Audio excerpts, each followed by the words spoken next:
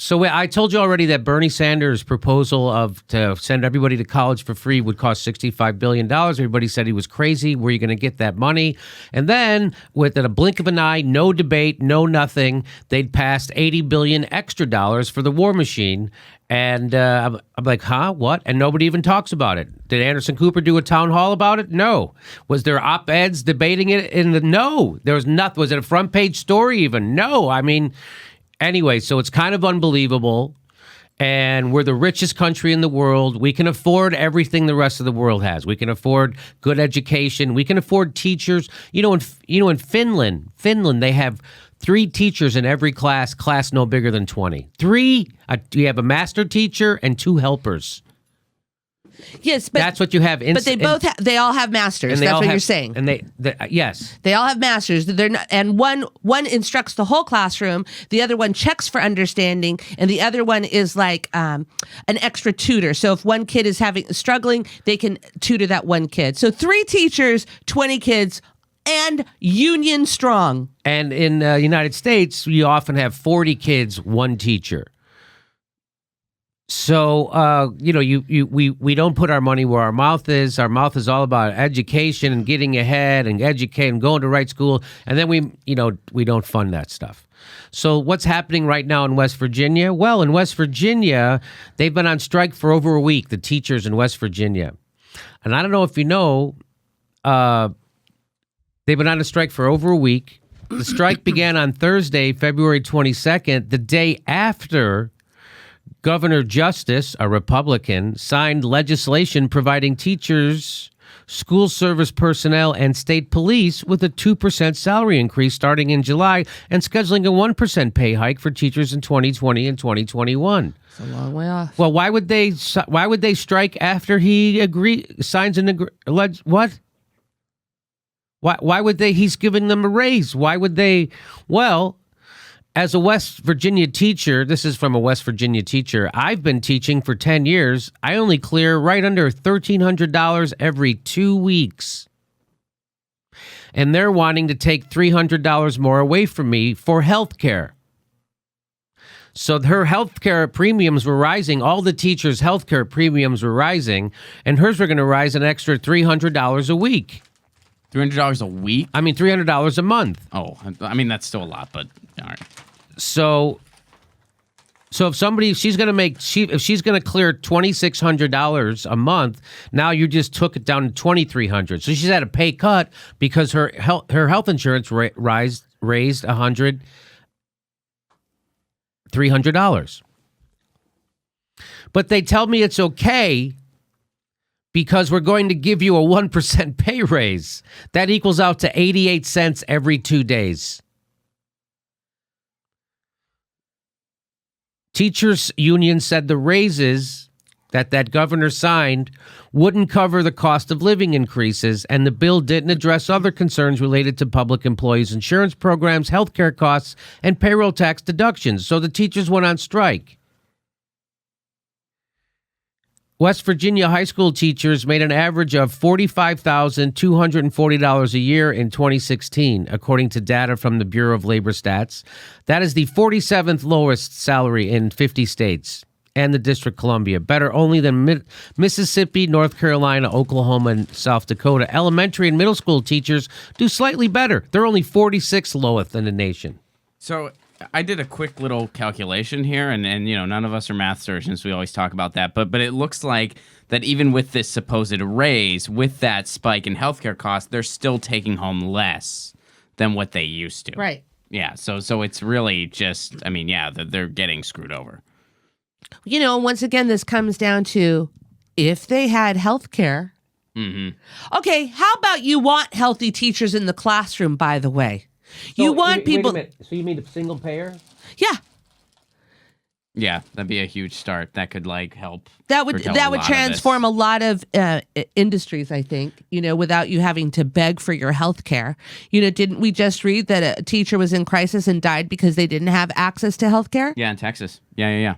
That woman died. Yeah, and that's a group that really needs strong healthcare. It's teachers. You're walking into a disease vector every day, right? I mean, kids Kids carry a lot of germs, and there's a bunch of them in the classroom together. Like, you're very susceptible. So just so you know, it's illegal for public employees to strike in West Virginia.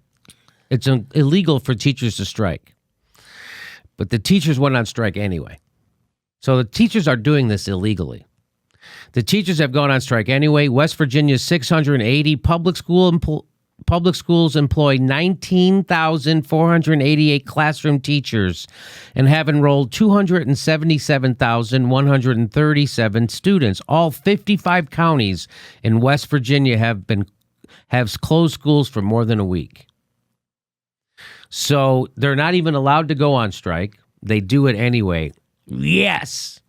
And that takes a lot of courage. That Yes, takes it a lot does. of courage for these families to finally come together and say, I'm going to risk my employment. I'm going to risk my finances to do this.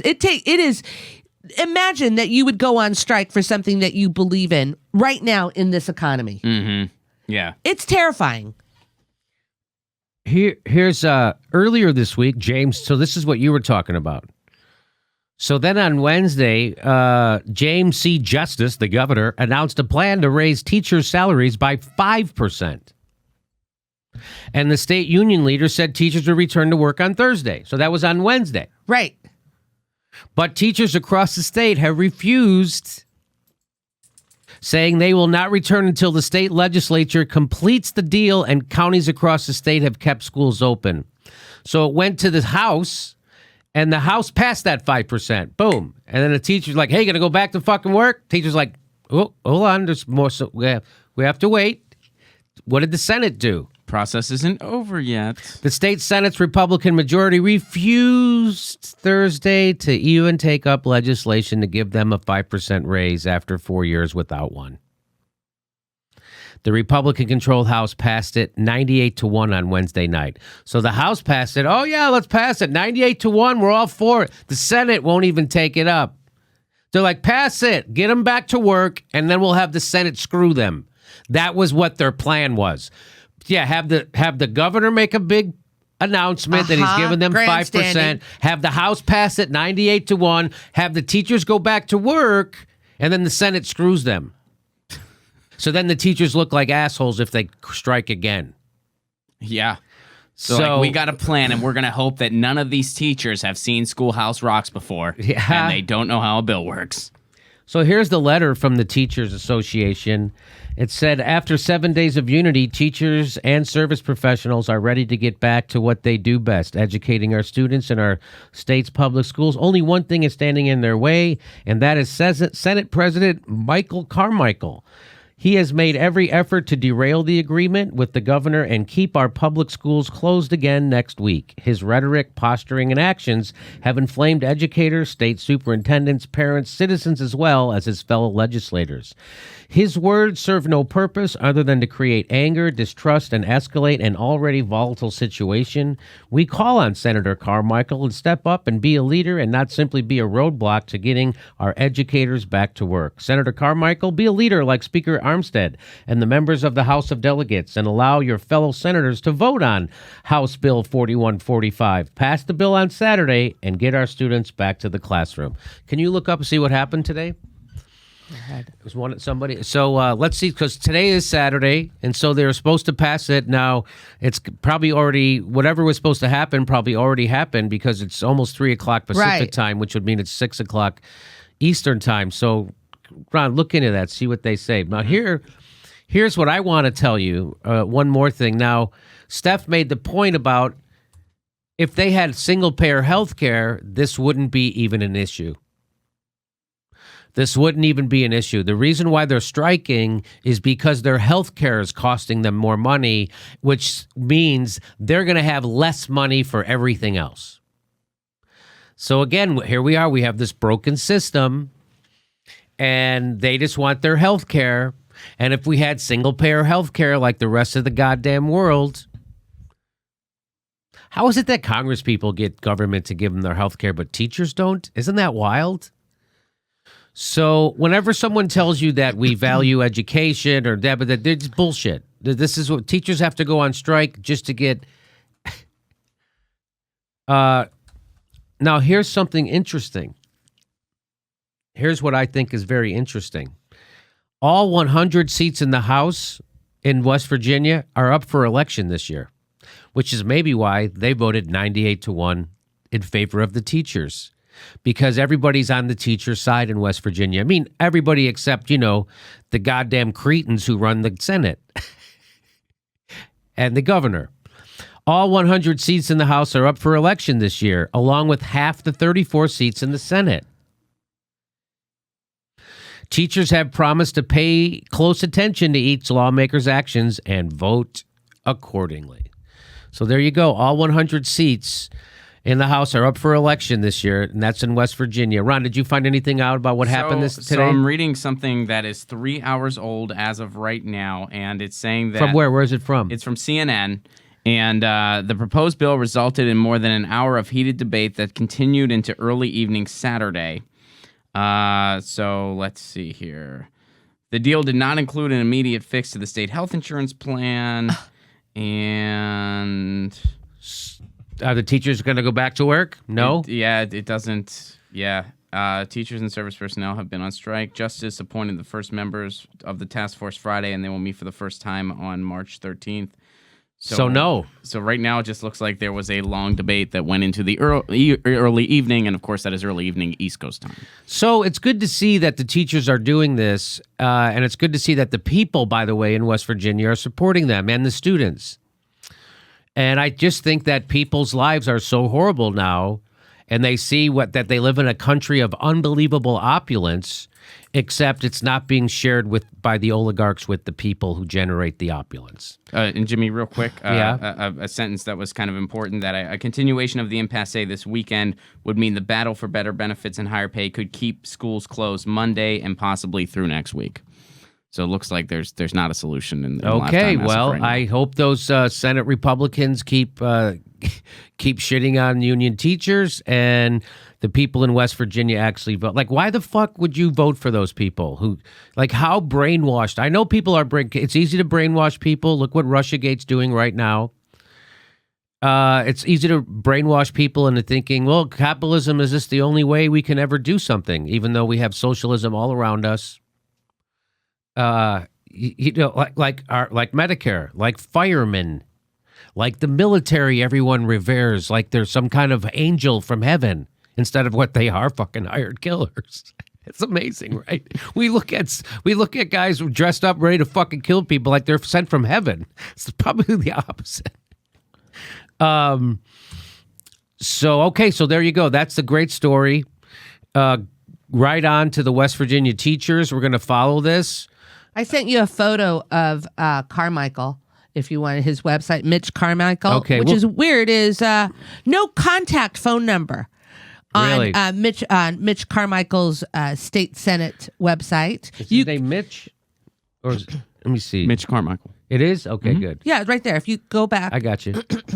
And interesting, his Twitter feed, he hasn't really been doing anything lately. Interesting. Isn't that interesting? So this guy, Mitch Carmichael, is the reason, ultimately, why teachers can't move forward with their life. Ultimately. He's the guy to blame when you're worried about who's going to take care of your kid on Monday because teachers are on strike. It's Mitch Carmichael. You should call his office. You should go down there and wonder when he's going to provide child care for you because he doesn't want to make a move on this. And I got to tell you, Jimmy, I was working in the Glendale School District, and many times that school district denied an increase in pay for teachers. Yes. We were supposed to continue to go to work, continue to bend over, do our best job. Steph, you had 40 kids in your classroom in the Glendale Unified across the street from $2 million houses, and they send their kids to a school with one teacher, 40 kids in the classroom, right? Yeah. But what you're leaving out, Jimmy, that's not just 40 kids. I can teach 40 kids, no problem. That's 180 kids Monday through Friday. Right, so that's 41 period. That's 41 period. Yes. And then you put that over 6 periods or whatever. Five class periods. 5 class periods. Uh-huh.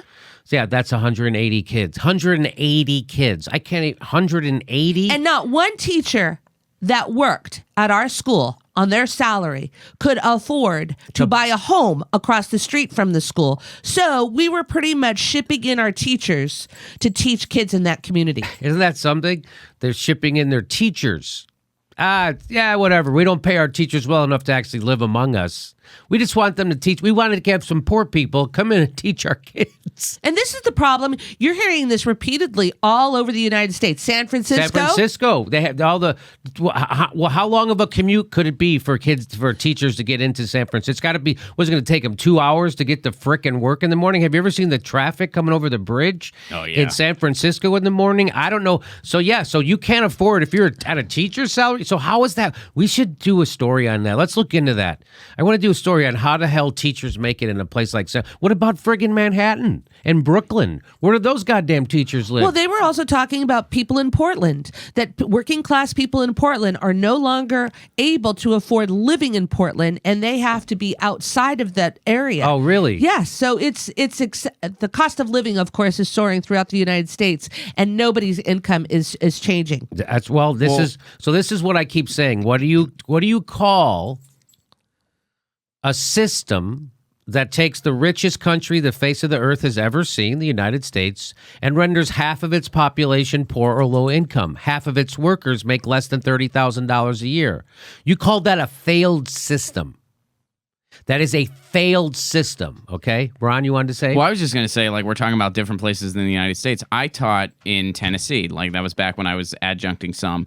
And the thing that I'd love to throw out there is that I got paid, because I was still doing comedy, too. And I was starting to build, like, more colleges, right? Like, performing at colleges.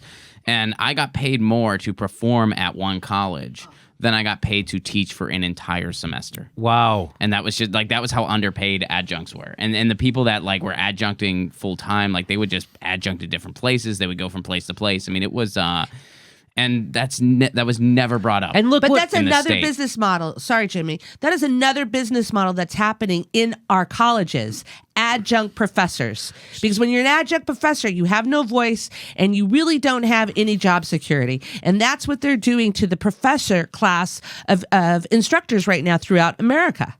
So when professors can't even organize to get a decent wage, how hard do you think it is for frickin' fast food workers or Walmart workers or any kind of other worker when the most educated people in the country have a hard time unionizing? You know, the NBA has a goddamn union. Think about that. You know, the baseball players have a union. Why? Because they know they'll be taken advantage of unless they join that fucking union. That's why. Pilots have a union. Pilots. You know why? Because they'll be taken advantage of if they don't have a union. God damn it. Pilots have a union, but fast food workers don't deserve one? I just want to throw this out there real quick. Sarah in the chat says, I teach public college in Lower Manhattan. I commute an hour on the subway from almost Yonkers, and rent is half my salary. So that's someone right in the chat. So again, we're very close to an actual revolution happening.